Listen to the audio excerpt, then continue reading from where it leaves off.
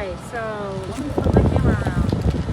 All right, guys, we are wearing masks here today. We are outside of the NGO. This is a Val Verde. Is it Border Humanitarian Coalition? Did I get that right? It is. I keep wanting to flip-flop them. This is Tiffany Burrow. She's the director here at this coalition. And Tiffany, you started this back in 2019.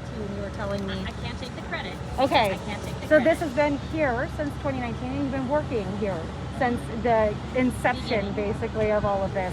Tell me what it was like back in 2019. Let's start there. Sure.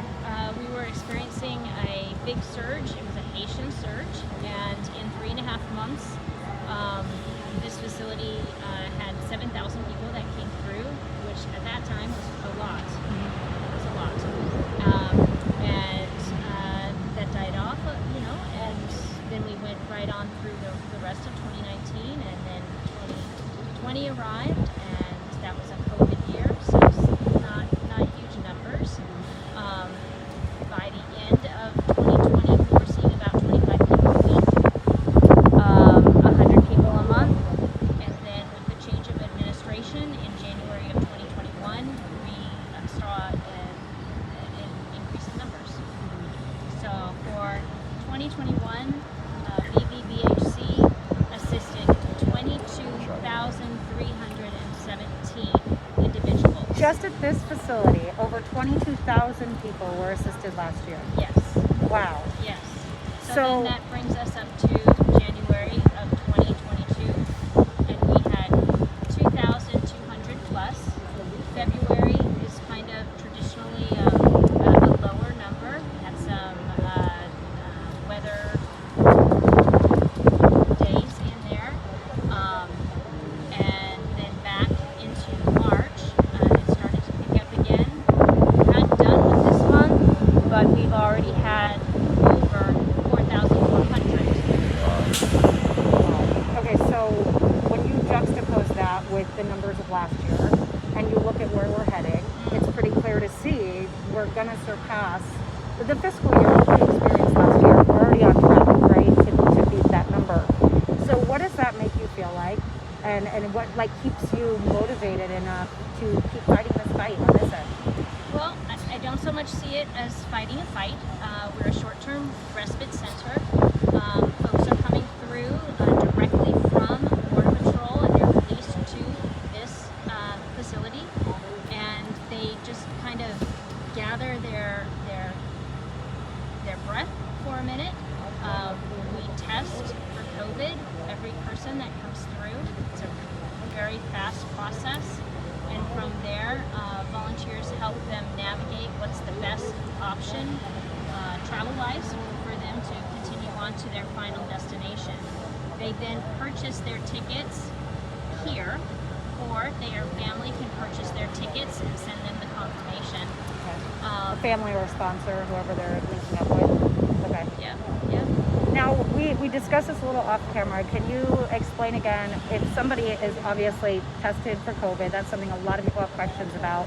Is a vaccine an option? And then if they test positive for COVID, what happens?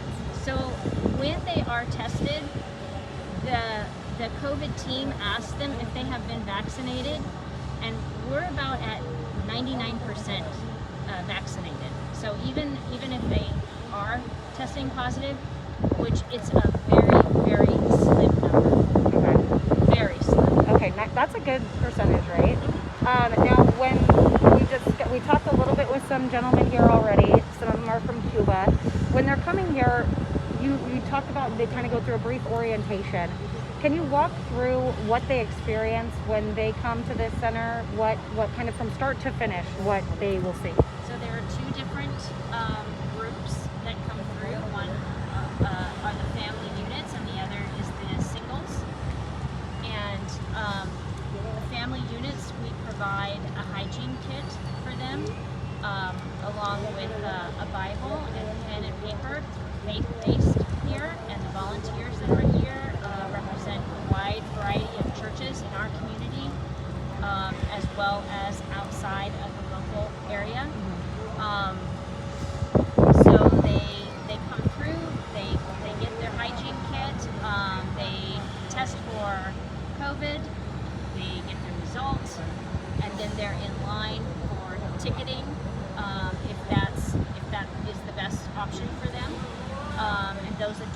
money. We have charging stations outside, and they can start contacting their family and deciding what works best for them. Okay. Now, what happens if they test positive for COVID? If they test positive for COVID, I'm not going to know. Okay. From a legal standpoint, I'm not going to know. But the team will, Okay. and they will identify them, and they will double mask them, and that individual will continue to carry on with their journey. So they would still get on the bus with 49 other people that didn't have COVID and can carry on. They would. I mean, that's the option that's They there. would. Is that, I mean, That's true. And from what I know from our COVID team, we're about at maybe 1 to 2% that are testing positive.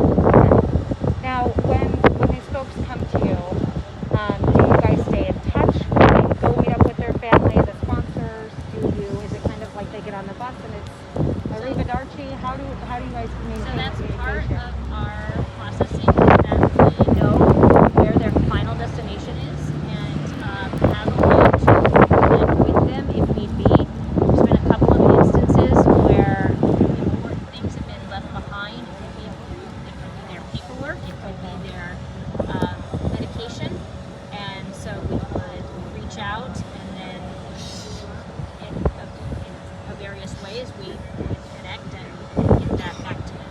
Okay, but as far as their sponsor, the family they're going to, is that done through Border Patrol before they even get to you and they already know where they're going, or do you guys make that connection with their family or sponsor?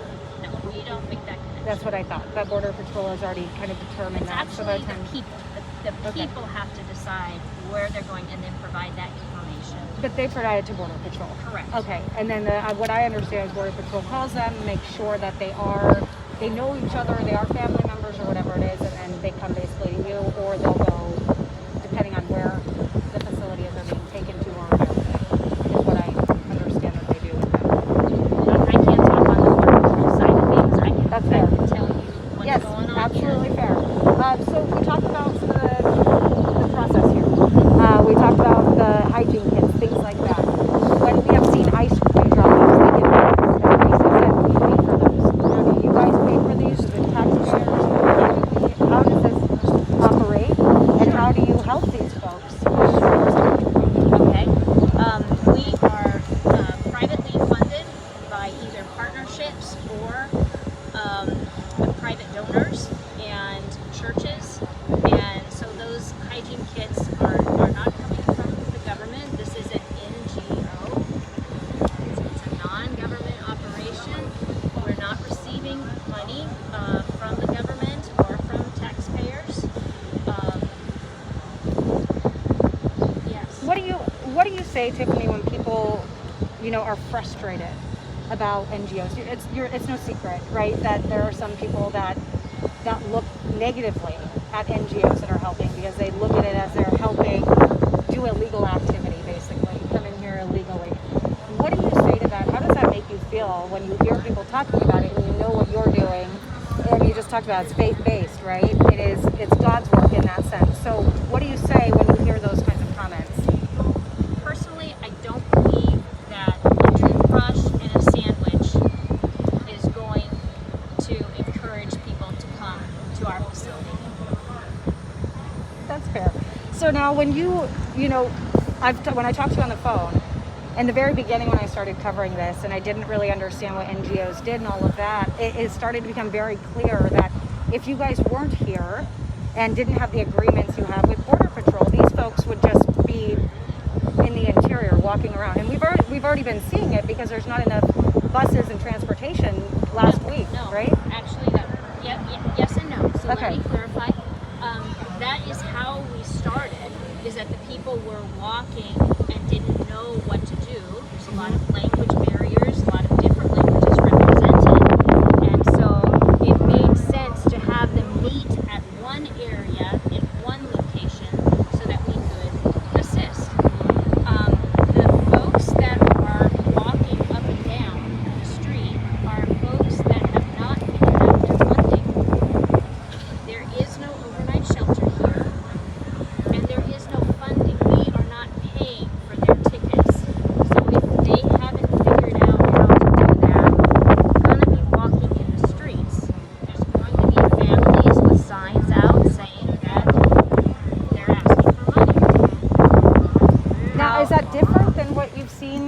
the is. okay, why is that now? I mean, why all of a sudden don't these people have money? In the past they've all been fine and they've never been needed money and they're not walking the And streets. there's always going to be special cases, maybe a medical case, maybe a death, and we have allotted within our budget, ways to help for some of those very particular situations. Okay. But coming in mass and needing money to go to the next place is not what we're about. You're about human decency, really, Yes. right? And I talk with Sheriff Martinez often, and he was mentioning how important this NGO is to Val Verde County. And he had mentioned specifically that you're keeping his community safe. How do you feel about that kind of responsibility? And do you feel like that's what you're doing here? Well, those are very kind words from the sheriff. And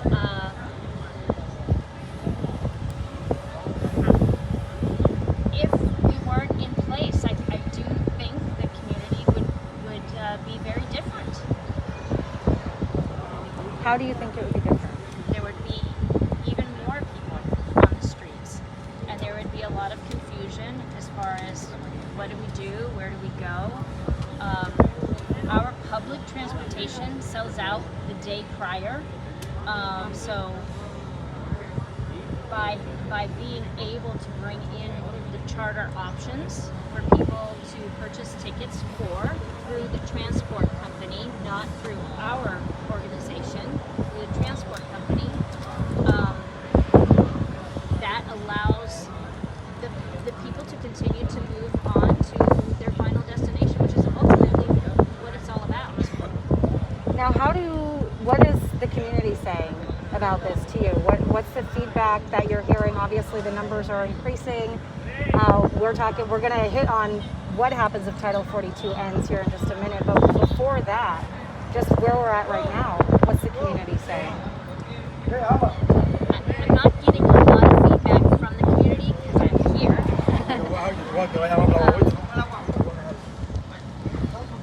Do we need to pause?